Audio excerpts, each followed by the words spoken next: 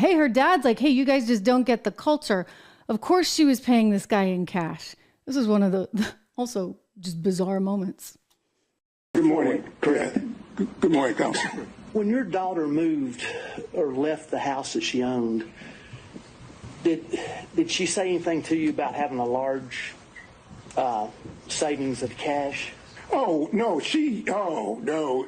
See, maybe, excuse me, and Your Honor, I'm not trying to be racist, okay? But it's a black thing, okay? You know, I was trained, and most black folks, they hide cash or they keep cash. And I trained, you always keep some cash, because I've been places, and just because of the color of my skin, for example, I took a fellowship at Harvard when my daughter was just if I might, Your Honor, when I was just, she was just, you know. Poor Fani. This is where she's going, okay? So it's a racial thing. It's a woman thing. Her dad's in on the act. He's a former attorney, may still be practicing. He's actually also a former Black Panther. And this is where they're going.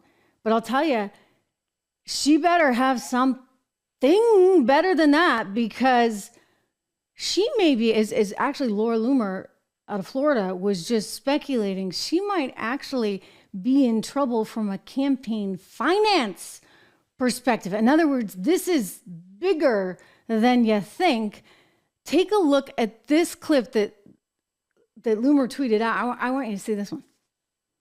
But I always have cash at the house. That has been, I don't know, all my life. If you're a woman and you go on a date with a man, you better have $200 in your pocket. So if that man acts up, you can go where you want to go. So I keep cash in my house. And I don't keep cash as good in my purse like I used to, because I don't go on many dates. But when you go on a date, you should have cash in your pocket. So my question was, where did that cash originally come from, if it didn't come out of the bank? Cash is fungible. I've had cash for years in my house.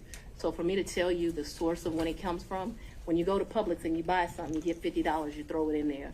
It's been my whole life. When I took out a large amount of money on my first campaign, I kept some of the cash of that.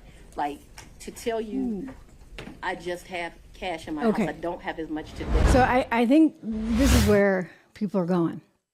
She said she took out a large amount of money for her campaign, and she had all this cash. So then the question is going to become, okay, like, oh, it's your personal money, fine, but were you reimbursed? So now they have an opportunity, a window to start digging and say, okay, let's take a look at her campaign finances.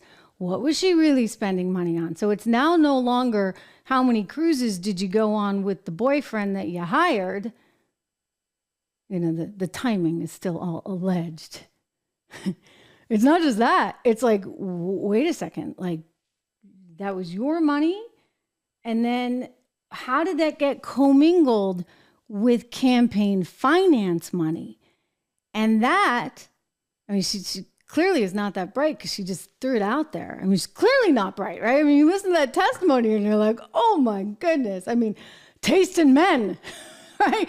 That alone shows you there's not a lot upstairs in poor Fani Willis's head.